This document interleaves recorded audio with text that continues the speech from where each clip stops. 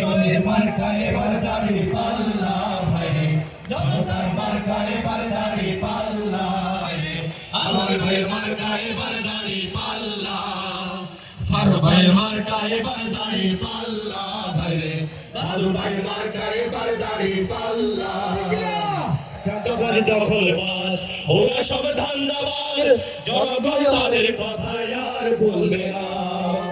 ক্ষমতায় যাওয়ার পরে দুর্নীতি যারা করে সে নেতার মিষ্টি কথায় ভোট দেবে না।